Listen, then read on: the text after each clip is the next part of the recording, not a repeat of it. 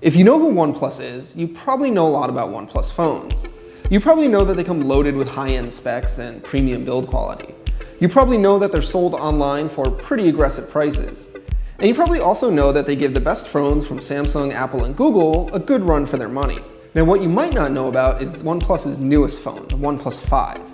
The 5 carries a lot of the same traits as its predecessor, the 3T. It's got an all-aluminum premium quality build, the fastest processor you can get from Qualcomm, and the most RAM you can get inside of a smartphone. But it's also got a couple of new tricks, like a new dual lens camera, and it does have a new price that's a little bit higher than before. Let's start with the basics. The OnePlus 5 costs $479 for the 64GB model, or $539 for the 128 version. That's $40 to $100 more than the 3T, and it's priced a lot closer to the premium flagships from those other companies. That means that the OnePlus 5 has to do a little more to stand out. It has the same 5.5-inch 16:9 1080p AMOLED display as last year. The display is fine, it's bright and sharp and colorful, and you can see it outdoors, which is good. But it's not nearly as impressive as those edge-to-edge screens that we see on Samsung's Galaxy S8 or LG's G6. The design of the OnePlus 5 is more rounded and curved than the squarish 3T was, and it's going to be instantly recognizable to most people. It's basically a slightly smaller iPhone 7 Plus. The dual camera is in the exact same spot as the iPhones, and so are these curved antenna lines. It also has a super fast fingerprint scanner right on the front below the screen. But it does have some unique OnePlus touches, like this ringer switch, which makes it really easy to turn the ringer on and off. Now, inside, the OnePlus 5 has either 6GB or 8GB of RAM, depending on whether you choose the 64GB model or the 128GB version. Now, I've been using the 8GB model, and it's super fast. Everything opens really quickly, everything happens very quickly, and even app installs, which always seem to take forever on Android, happen really fast on this phone. Now, I have noticed a little bit of jelly-like scrolling from time to time, but it's not always apparent, and for most of the time, the OnePlus 5 is really whip fast. But here's the thing about being fast. It's not always better. The OnePlus 5 is faster than the Galaxy S8, for example, because it doesn't have the S8's animations or fluidity. It kind of feels like the OnePlus 5 is running on fast forward, which isn't always the best experience. Inside is also a 3300 mAh battery, which in my experience is enough to last a full day with medium to heavy use. I'm typically able to get about 4 hours of screen time using it, which is good, but a little bit better than average, not mind-blowing.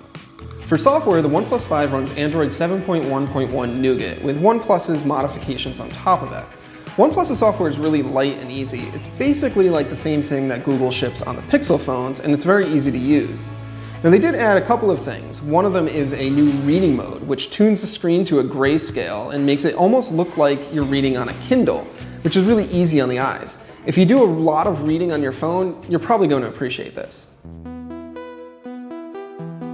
So the OnePlus 5 has a faster f1.7 lens, a more capable sensor, and a new camera that's right next to it that has a longer focal distance.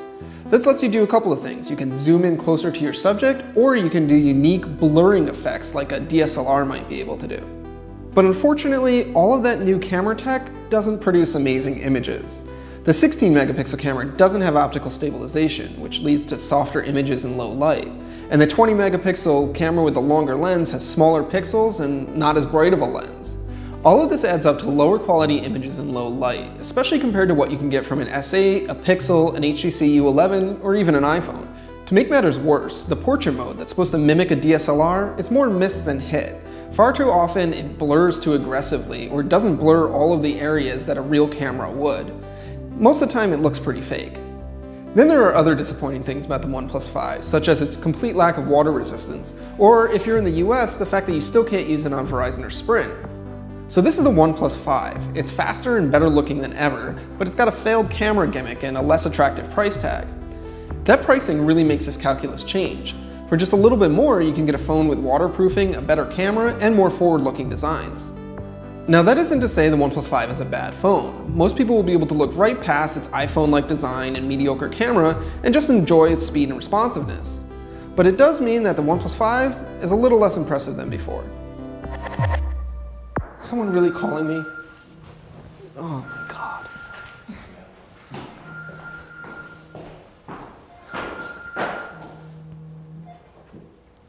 I'm mid-take, what's up?